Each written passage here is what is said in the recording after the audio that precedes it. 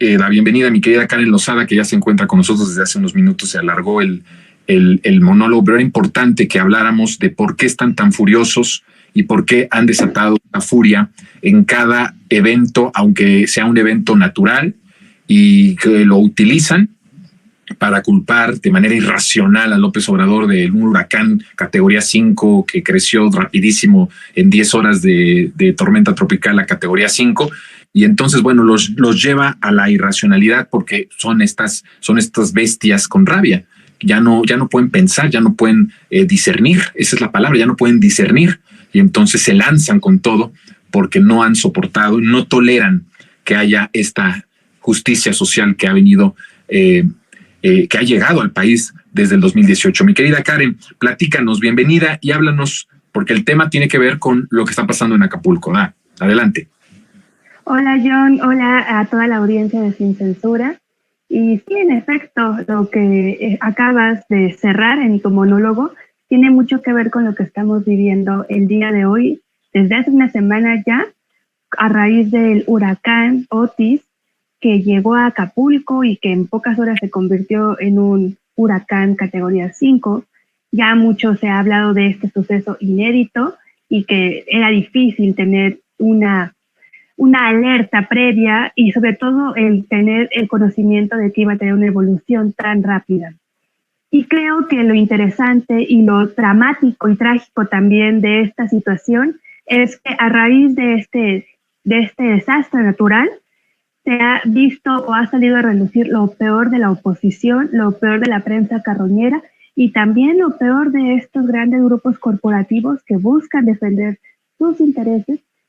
y que están buscando pretexto alguno para atacar y para deslegitimar o quitarle ciertos grados de percepción positiva al gobierno de la Cuarta Transformación, lucrando con las peores tragedias que han podido pasar en nuestro país. Hay que hacer memoria en este sexenio, en estos cortos 6 años, al gobierno del presidente López Obrador le ha tocado ya vivir dos grandes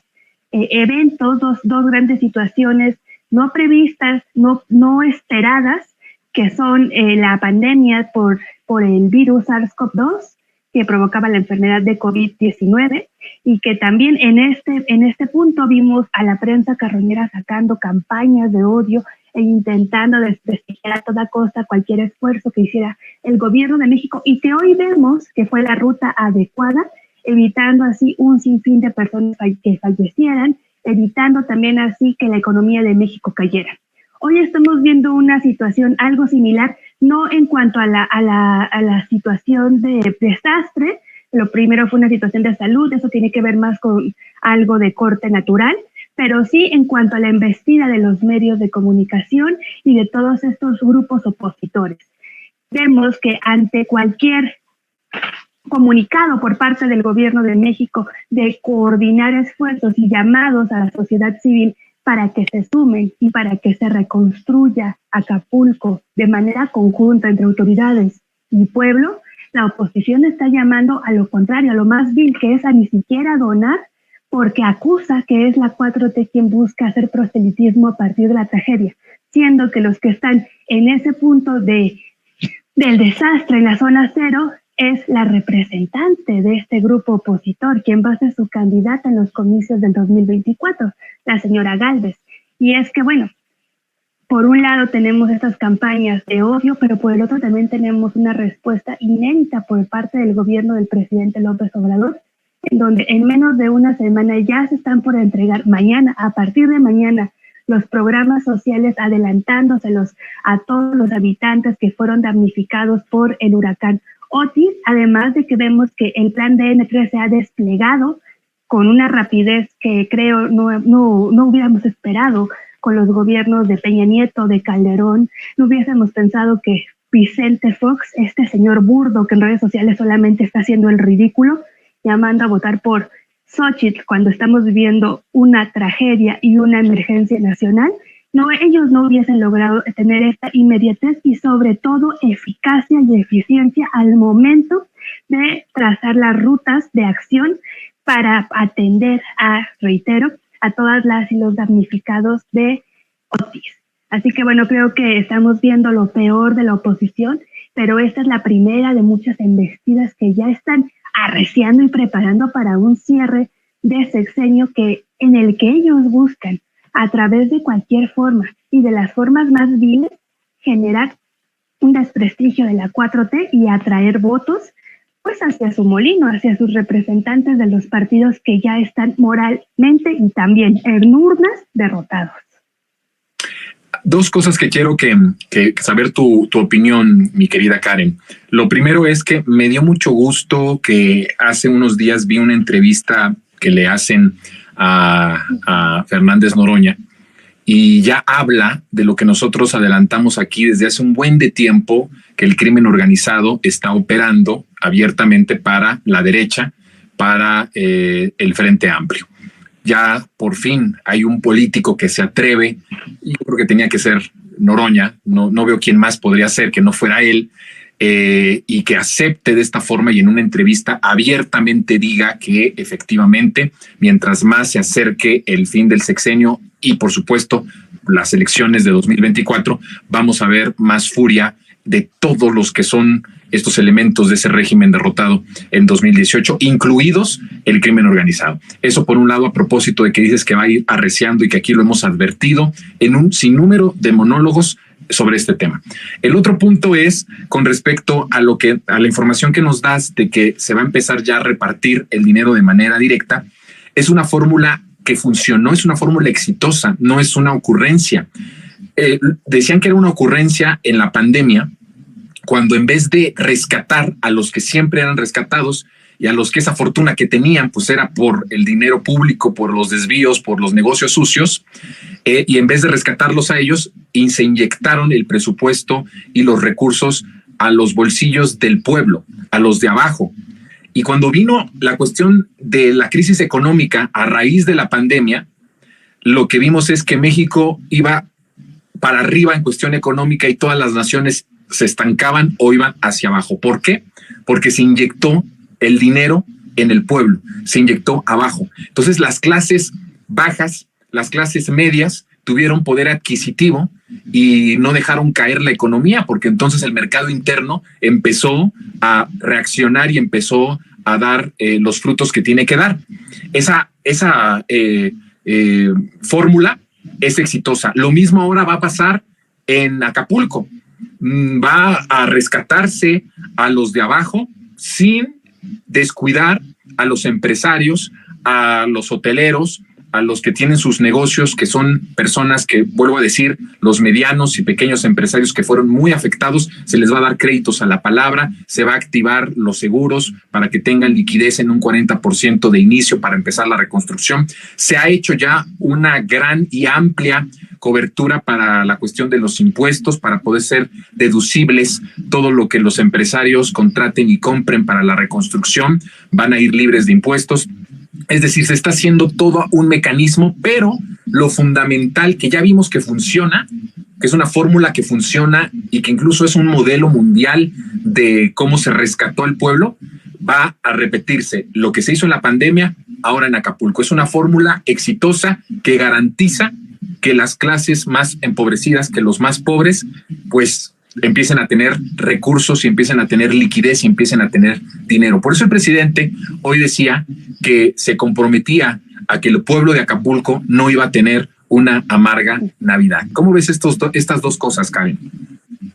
Sí, justo iba a comenzar con lo que acabas de terminar de la amarga Navidad, y es que en efecto es una fórmula que ha resultado ejemplo para diferentes naciones, pero que es parte de la política social que tiene la Cuarta Transformación: bienestar con desarrollo, desarrollo y reactivación económica con bienestar. Esta dualidad, esta dupla que no se puede concebir un desarrollo de una nación, en este caso de una región, una reconstrucción, un levantamiento y una reactivación económica de Acapulco sin garantizar las condiciones de bienestar de la población, es algo que el gobierno de México lo tiene bastante claro. Y bajo esa lógica es que justamente se está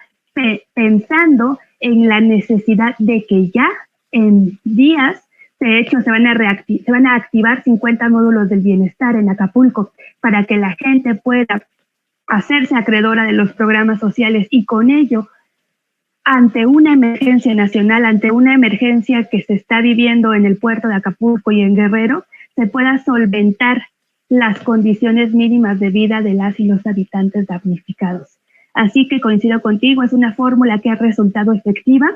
para reaccionar ante cualquier emergencia, no solamente la sanitaria. Vamos a ver qué pasa con Guerrero, pero estoy segura de que va a ser algo similar a lo que vivimos con la pandemia, en donde el que se adelantase en los programas del bienestar de los adultos mayores, de las madres solteras, de los niños con discapacidad, de los jóvenes que están construyendo nuestro futuro, resultó efectivo para tener una reactivación y para poder atender lo urgente, lo básico y lo que se requería en ese momento. Eso por un lado. Y por el otro, porque creo que ya se nos está acabando el tiempo, el tema de la violencia, sin lugar a duda, lo vamos a ver cada vez más fuerte, más magnificado en las diferentes entidades. Y es que el mejor ejemplo que podemos ver en este caso, que ya se está utilizando a la violencia y al discurso del crimen organizado y también actos, claro que sí, es en la narrativa que ha difundido la oposición y los medios corporativos sobre los actos de rapiña y de saqueo, en donde se intentaba presentar un ambiente de ingobernabilidad en Acapulco, pero bueno, creo que la tarea aquí también es difundir que el pueblo de México es mucha pieza y que actos aislados que corresponden a grupos específicos no tienen nada que ver con el grueso de la población que hoy está organizándose para hacer frente a esta tragedia. Sí, así es, mi querida Karen. Vamos a estar viendo en las siguientes semanas que cada cosa que suceda, aunque sea como tú dices, una cuestión natural, van a agarrarse de ahí para tratar de destruir a la transformación en estos últimos meses, en este periodo electoral. Y por el otro lado, vemos cómo se avanza con respecto a Acapulco en la reconstrucción, en salvar a todas estas personas, a todo ese pueblo tan digno, tan trabajador, tan bueno que es el pueblo de Acapulco, el pueblo guerrerense, con una historia impresionante también de lucha en el pasado, y que yo estoy seguro de que va a ponerse de pie muy pronto Acapulco. Y algo de lo importante hay que estar pendiente, mañana va a darse a conocer todo el gabinete, mañana está convocado a la conferencia mañanera del presidente López Obrador, mañana se va a anunciar el plan de rescate total de todas las áreas para poder poner de pie, como ha dicho el presidente. Me gustó mucho la frase, por el bien de todos, vamos a poner de pie Acapulco. Es decir, ya pone a Acapulco en el centro de la prioridad del gobierno de la Cuarta Transformación, y eso es la garantía, Karen, de que va a salir adelante el pueblo. Y yo no dudaría, ojo de lo que voy a decir, no dudaría que esta tragedia tan dolorosa vaya a ser la oportunidad para que veamos un renacimiento más grande de nuestro amado y querido puerto de Acapulco, de toda la población del pueblo de Acapulco. Creo que esto va a ser incluso para beneficio, va a traer beneficios al final de esta tragedia y va a ser mucho mejor que lo que era antes de este huracán. Yo creo que hay la posibilidad, hay el presupuesto afortunadamente, y tenemos mucho presidente, que eso es lo más importante para poder atender estas tragedias de manera inmediata y con presupuesto ilimitado. De ese tamaño es la transformación. No hay límites para rescatar al pueblo. Mi querida Karen, te mando un abrazo. Y bueno, nada más cierro bien rápido, sí. Haciendo un llamado a toda nuestra audiencia a que se sigan fortaleciendo los donativos en los centros de acopio de las instancias federales. Es importante que nos sumemos a esta gran